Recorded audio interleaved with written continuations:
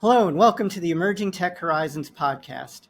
I'm Arun Executive Director of NDIA's Emerging Technologies Institute.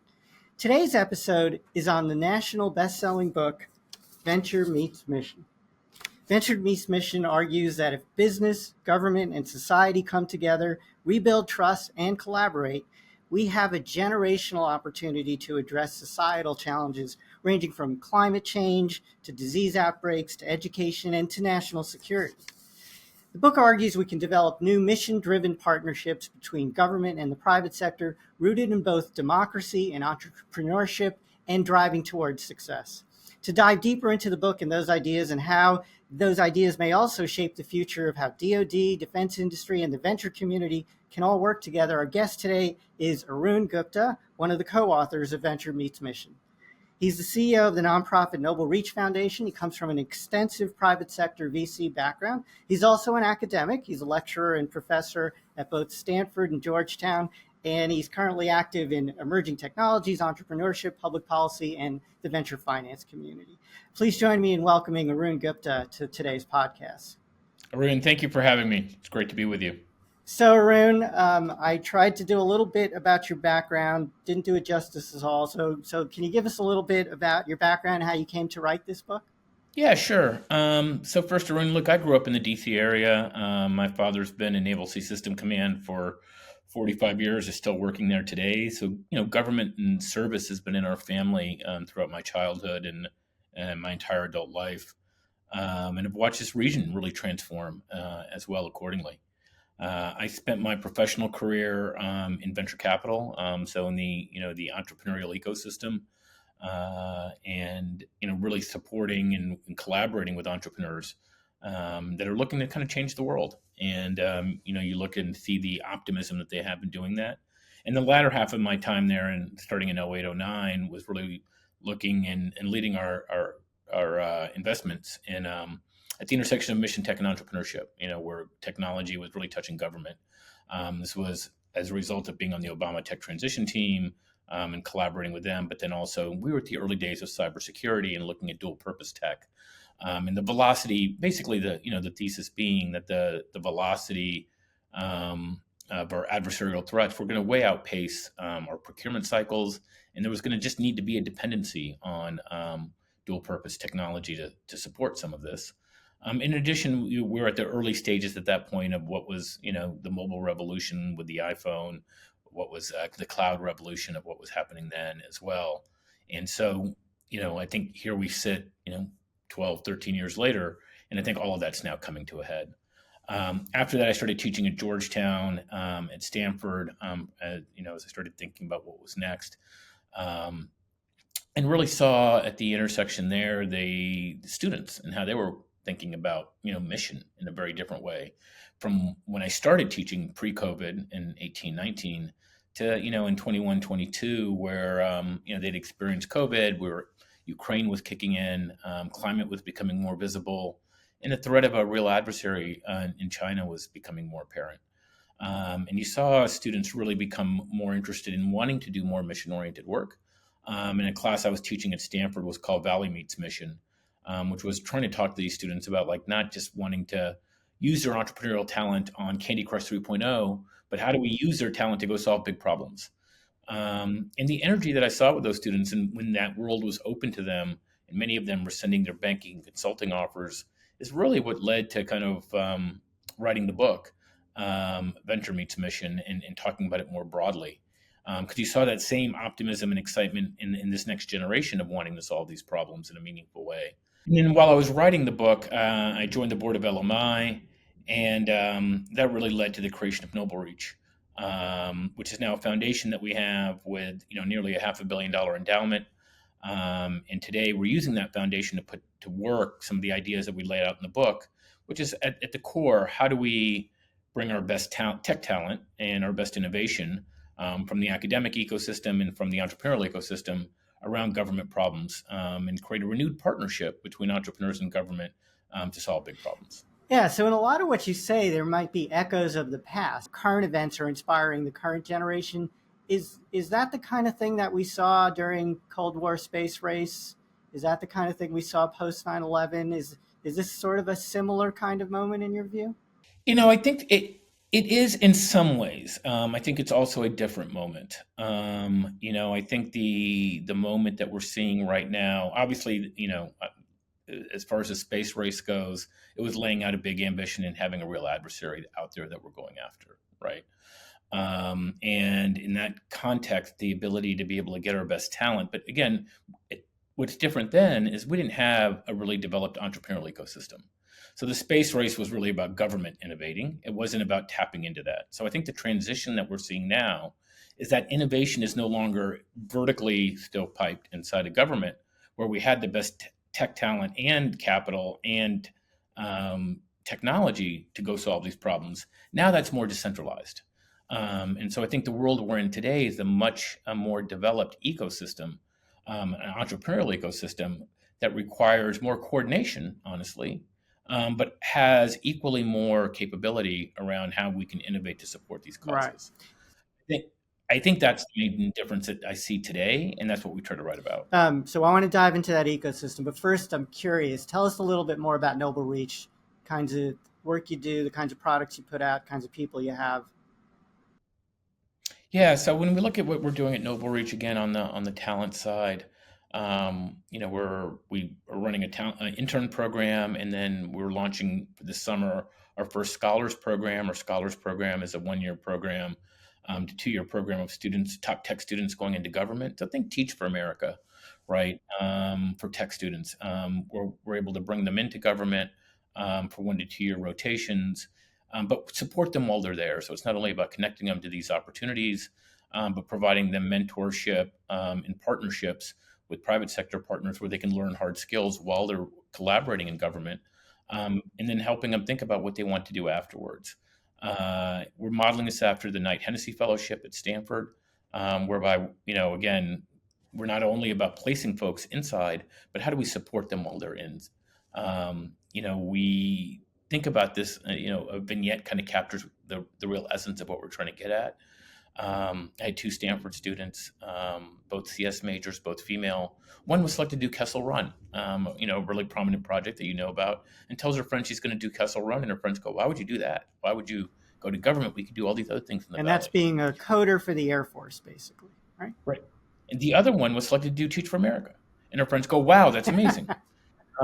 You're going to serve, you're going to give back, and then you can go do whatever you want. And at the core, that paradoxical juxtaposition that we're trying to get at, which is how do we restore the prestige, respect around service when it comes to government, but how do we also make it feel like a career enhancer? Because I think that's been the essence of why Teach for America has, and the magic around it for 3 decades. And we believe, right now we're in a time and place where we have the opportunity to create that same kind of excitement. And that's at the core of what we're doing with the Scholars Program. We also have a Fellows Program where we're bringing in what we'll call second career folks into government. These are folks that have spent, their first career, 20, 30 years building companies, investing in companies across key domain areas like bio, AI, cyber, materials, and are now looking to use those talents to help government commercialize some of that tech. And so we're collaborating with DARPA and NSF actively, whereby our fellows work with their researchers and help them look at connecting them to the entrepreneurial community with entrepreneurs and providing them the scaffolding in that context so that they can then go raise money. We've done about 70 of these in the last 2.5, 3 years. And those entities have gone and raised over $1.2 billion in capital. And some have even gotten acquired, with the most notable being Dive Technologies being acquired by Anduril, which was something that our team had worked on. That's great. And so, back to Venture Meets Mission, those are exactly the kind of people who then go and do these kinds of projects, establish these new kinds of initiatives, create those innovations at that boundary between the private and public sector. So in the book, you talk about the Venture Meets Mission ecosystem. So tell us what that is. Yeah, so I think, at the highest levels, there's 3 elements to the ecosystem. There's the academic community, and there we're really talking about, if we step back, when I think about the superpowers of our country today, even, It's our ability to create talent in our higher ed ecosystem. There's no place else like it in the world, and our ability to innovate and create emerging tech companies like nowhere else in the world. And the evidence for that is those everyone from around the world comes here to do both. Right? They can go anywhere they want, but the U.S. is the place that people want to come to. What we are looking to try to do, though, and what we, contend in the book, is that over, decades now, we need to modernize the infrastructure of how we connect that great talent and how we connect that innovation to government. And so that we have the flow of ideas, technology, and people going through in a meaningful way, so that we're also staying on the cutting edge. And so we define that as being the ecosystem. Now the entrepreneurial ecosystem has different layers to it, right? It's not just the entrepreneurs; it's the venture ecosystems. It's our ability to provide risk capital in a way that really doesn't exist anywhere else in the world, and at the scale that we have here. In my mind, Arun, that's the strategic differentiation of this country, right? And it's our entrepreneurial spirit. It's what has made this country great. But now what we're contending is like, how do we take that entrepreneurial spirit, but connect it more efficiently to government, whereby we can, scale to solve the problems, that we have today, whether it be national security, climate, healthcare, food. None of those are getting solved by a startup by themselves, but a collective ecosystem joined with government in a renewed partnership is a way for us to address this. So when you talk about that ecosystem, it's some element government, it's some element individuals and entrepreneurs and sources of capital and funding, and it's companies as well. And so now when I think about the National Defense Industrial Association and the membership there, that ranges from big defense companies, of course, but lots of small companies, a lot of new entrants in areas like software and biotech, universities, all are members. How did those kinds of organizations fit into this ecosystem? Well, they're all members of the ecosystem, right? They're all collaborating in a meaningful way. What we're defining in the ecosystem here is, how do we pull that together, where we're taking some of that top talent, right, and bringing them into government in a more meaningful way. But there's an ecosystem that sits outside of that as well, right? Talent that's not going in and getting exposed to government in a meaningful way. Technologies and venture innovation that's sitting on the outside, not wanting to collaborate with government, not because they don't want to, because they just think it'll be too hard. It'll take too much time. And so the idea here is how do we include more of that into the ecosystem and broaden that tent out in a meaningful way? Look, the folks that are part of NDIA are the ecosystem, right? That is the venture ecosystem. And look, even the big primes, they play an important role, right? There's a level of trust that they have. And, how they engage is equally important, though, with small startups or, emerging tech companies. Because we need to have it be a collaborative relationship, not a competitive one. Right. So, it's a nice vision that you're laying out there for us. But the book admits that there are challenges in connecting the public and private sector. And one of the ones I found interesting was just the basic difference between what you call their organizing principles. So what are the organizing principles? How should we be thinking about that between the public and private sector? Yeah, look, I think one of them, is just the risk profile of each, right? And, I contend in the book, like if I was measured like government is measured, at the VC, I'd never raise another fund. And what I mean by that is, in venture, I can make 10 bets and, 6 of them may not work, 2 of them may be average, and 2 of them, 2x my fund, and then I'm oversubscribed on my next fund. In government, I make 10 bets, and 9 of them may be fine. And if one of them's splinter, I'm carrying that you around up to with the me for a hill decade. for a hearing. That's exactly right. And we have to acknowledge that, because it's gonna, what that does is it prohibits folks from wanting to take risk. And if we don't take risk, we don't innovate. And so, we recognize we're not going to change just the culture overnight, but we need to understand, like, what are each ecosystem good at? And then how can we kind of collaborate appropriately? So, the folks that can take the risk do take the risk, and we can move forward. Now, there's a quote in the book, right, one of my good friends, Dan Tangerlini, provided. And Dan said, the way you get over this is like, each agency has an IG. And to your point, Arun, you make a mistake and you drift off the playbook, you can go called to the hill. And so his point was, we should have two IGs at every agency. And you're like, what? Like, how's that help? And his point was, we need an innovation general, not just inspector general. And the idea being that an innovation general job is to make sure that the agency is innovating fast enough. And if you're not, you could also be dragged in front of the Congressional Steering Committee.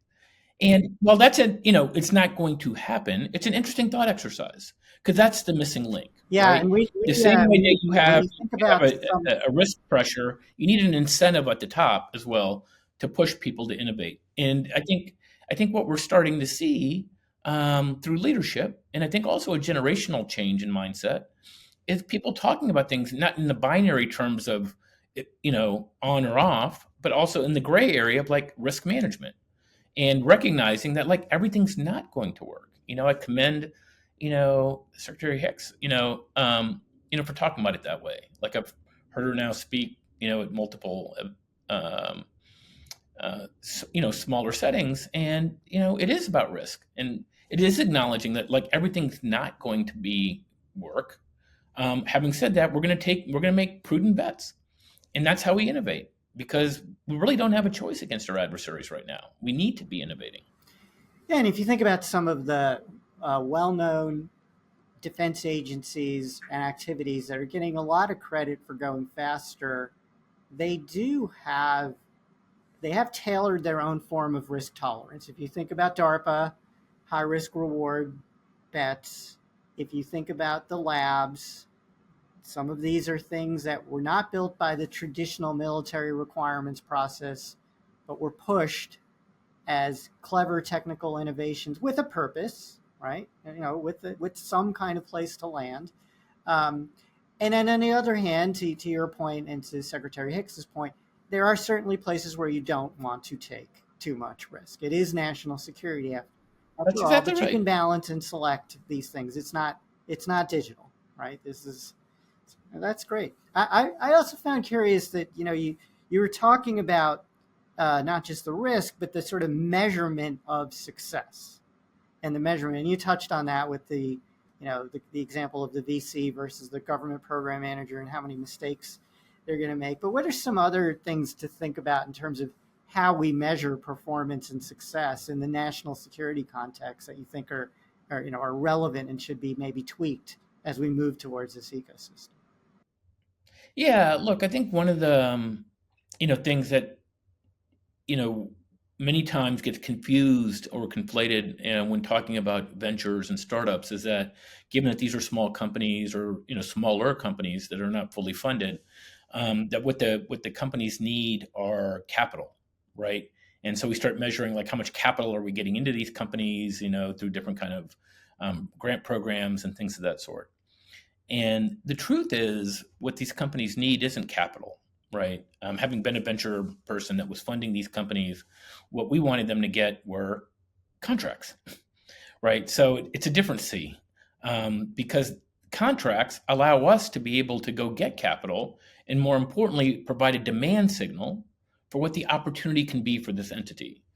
And so, I think if the the measure of success starts to be the contracts that we start getting out there, and then how these technologies are now getting absorbed into programs of record and things of that sort, that would start to change the mindset a bit. Because I think grants by themselves, while good to get started, don't people conflate that being a good demand indicator to be able to go raise private capital, and it really isn't.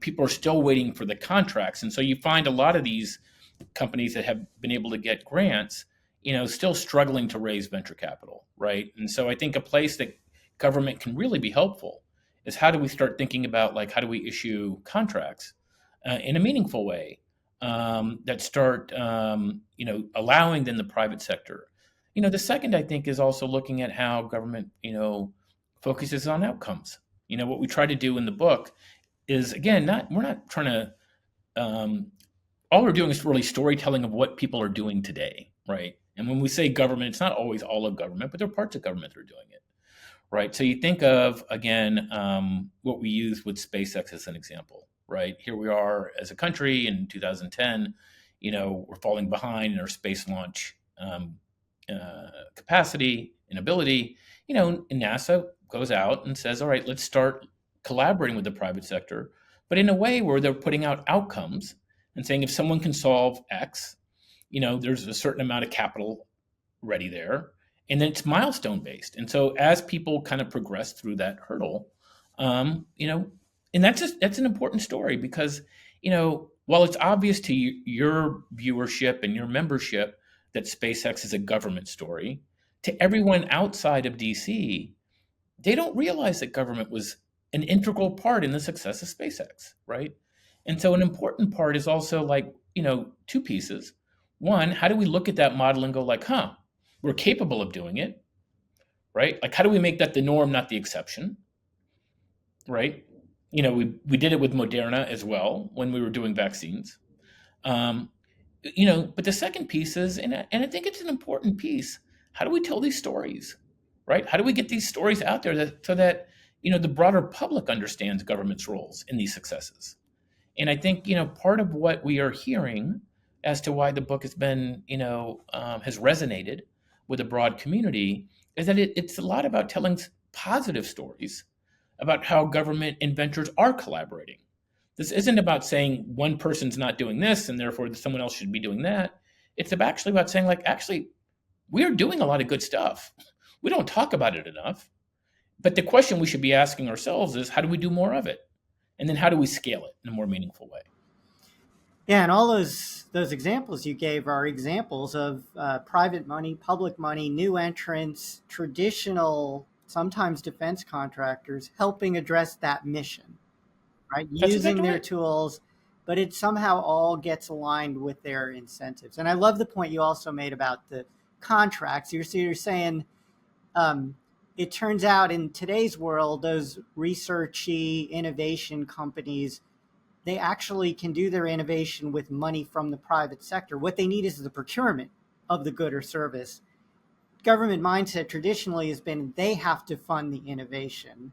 That's And exactly right. that's the world has changed that way. And so maybe the government dollar, precious as it is better spent creating the market for someone else's innovation and being the buyer You've of hit that on it. innovation. And that's At the core of what we're getting at is the way government, can be using the capital is much like, again, like that we did with SpaceX or Moderna as two larger examples, but even at smaller examples, laying out outcomes that you would want to fund or buy or procure, and then let the private sector mobilize the talent, technology, and capital to go after it, right?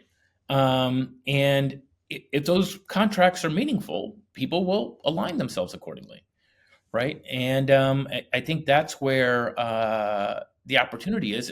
And again, I'm not trying to say something that we haven't done before. In the book, that's what we're trying to outline. It's like we do this. Like we have the capacity as a country to do this.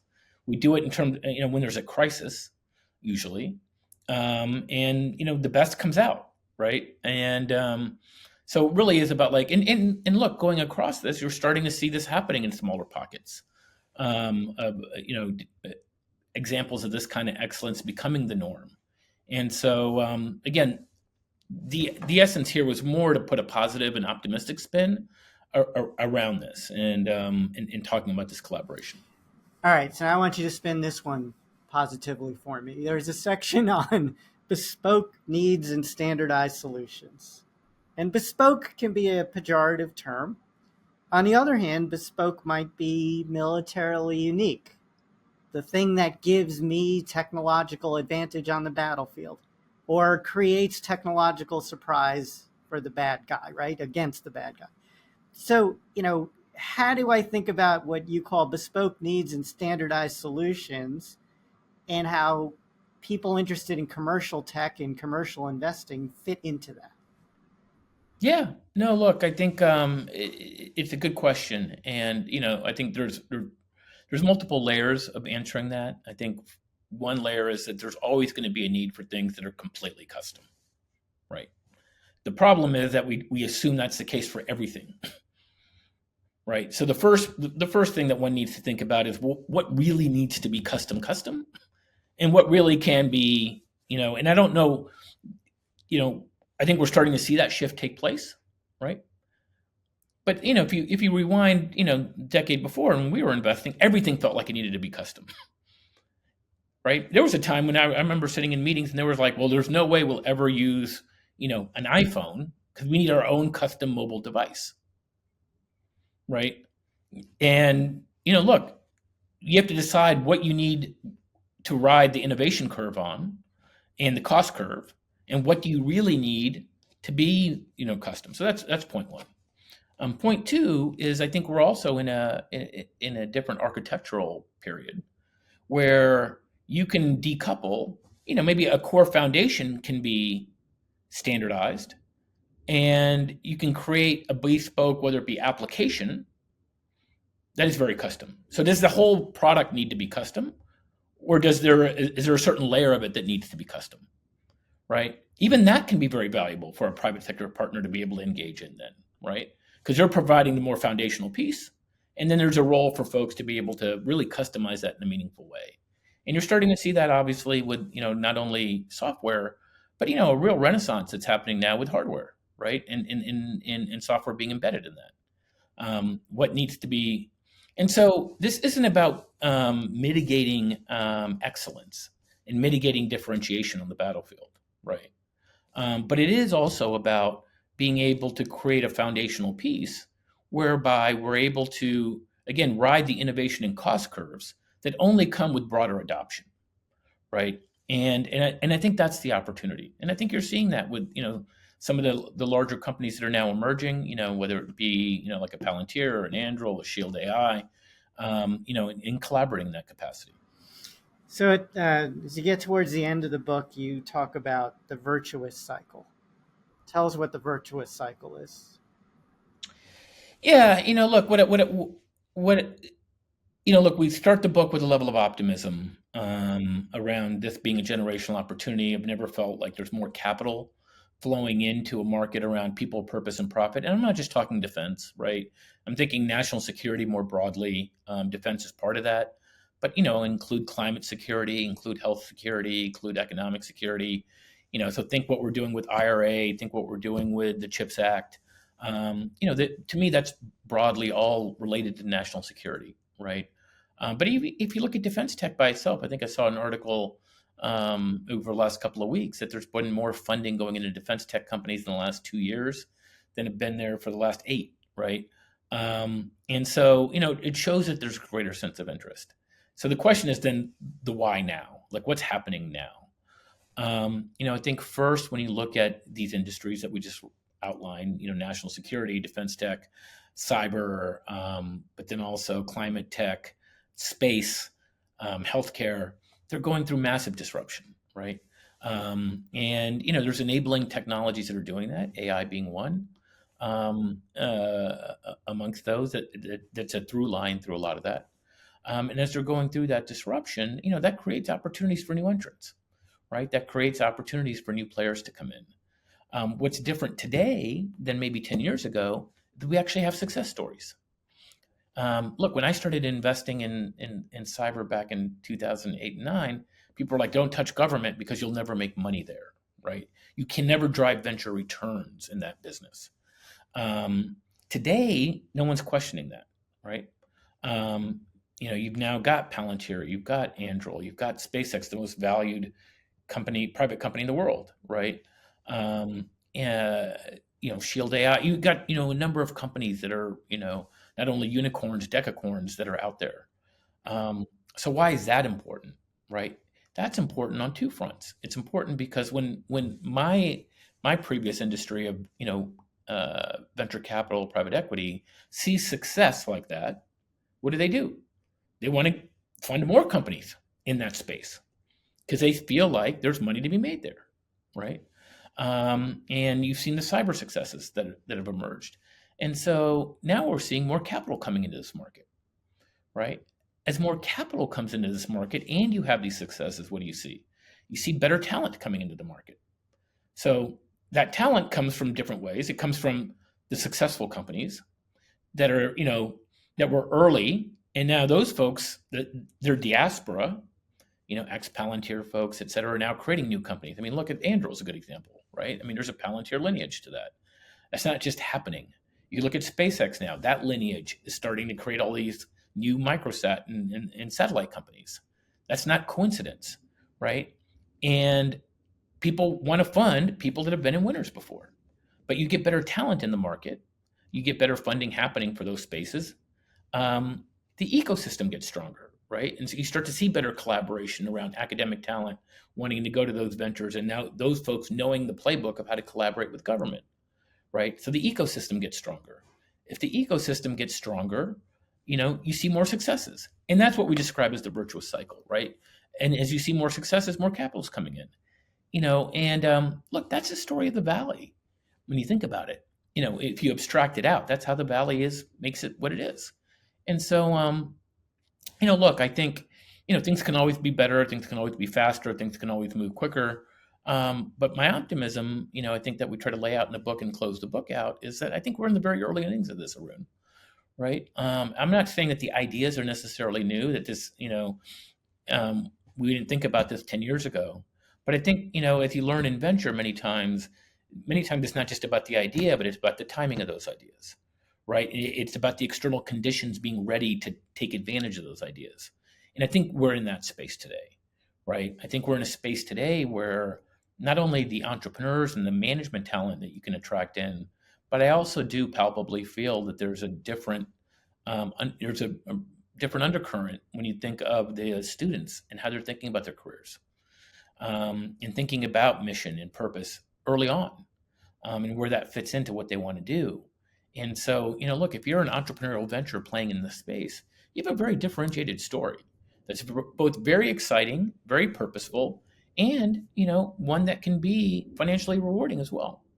And so that to me, I think is the big opportunity.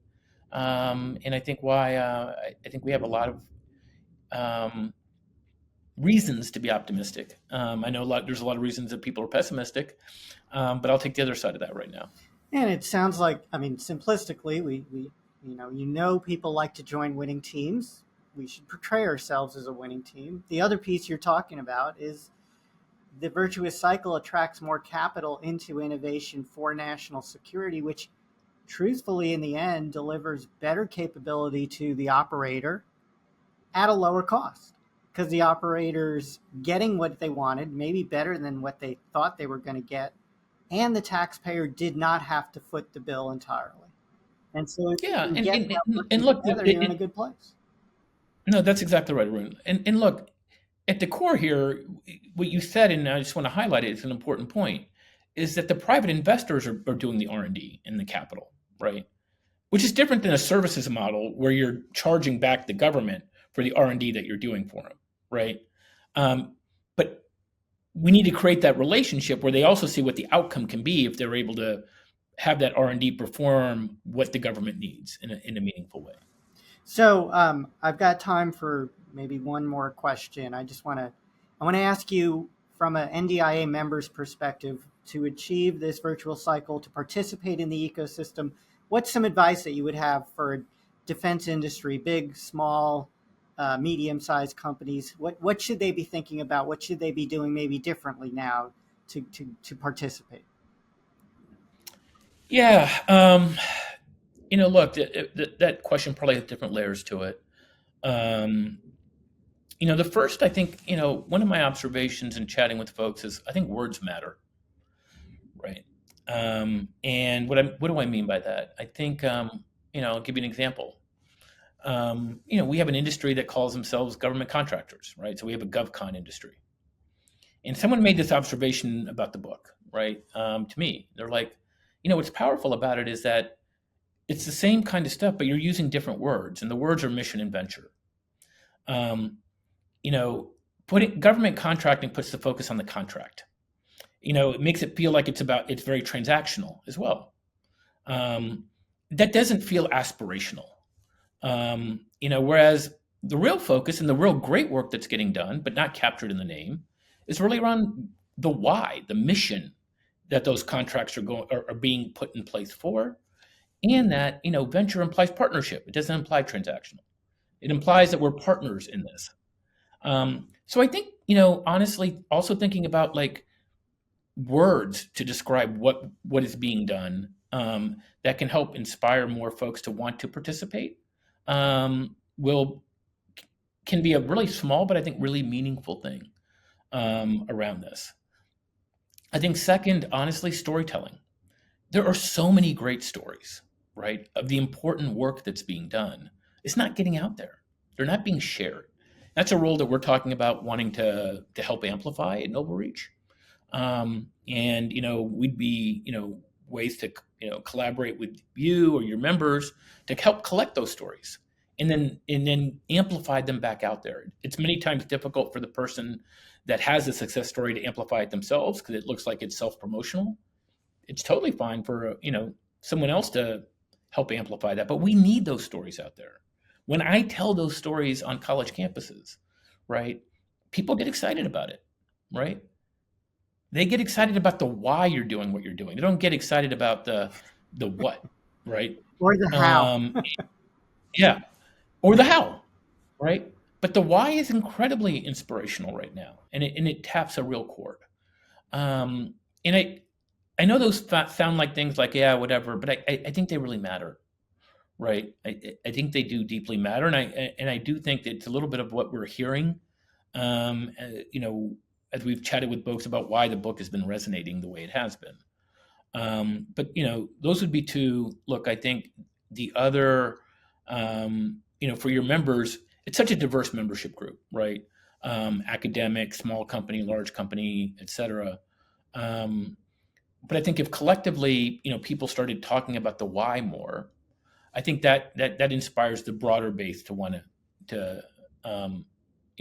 to get more involved, because that's what you want. You want more people involved in the space, right? And I don't mean as competitors, but I mean as collaborators or recruits coming in. And I think that brings capital as well, right? So that's great. And I'd love to figure out how we can help you and the membership hold up good news stories in this space. With that, No, let's definitely take that as a follow up, and because we're actively looking at that now and putting together the infrastructure as a not for profit to be able to invest the resources to go do that. That's great. So I'm going to hold up a good news story here. This is the book. It's great. I think the members should take a look at it. How do people get the book? So you could go two places. I mean, you could go to our website, venturemeetsmission.com, and order the book there. Secondly, you can go to Amazon directly, and the book's available at Amazon, Barnes & Noble, or any of the major book distributors online. Also, for more information on what we do with the book, you can go to noblereachfdn.org. And get more information on what the talent and innovation programs that we're launching, which we outline in the book. So that's great, and we'll drop all those links into the text box on the various platforms when we put up the podcast. I want to thank our guest Arun Gupta for joining us today, talking about the great book Venture Meets Mission. I want to also take this opportunity to highlight a couple of things that we're doing at the Emerging Technologies Institute. The second annual NDIA Emerging Technologies Conference is going to be held August 7th through 9th at the Washington, D.C. Convention Center. Maybe Arun will be there. You can meet him. Visit our website for more information. Also visit our website to sign up for our mailing list, register for our various webinars, including our Tech 101 series, other events and short courses and educational offerings. To register for these and other ETI events, please visit www.ndia.org/events. Thank you so much for tuning into this week's episode of Emerging Tech Horizons. If you enjoyed the podcast, don't forget to hit the like button and subscribe to our channel. Stay up to date with all of our latest content. Special thank you to Melanie Yu and Daniel Park for producing the podcast. Thanks so much for tuning into Emerging Tech Horizons. Thank you, Arun, for having me, and it was a pleasure chatting with you today.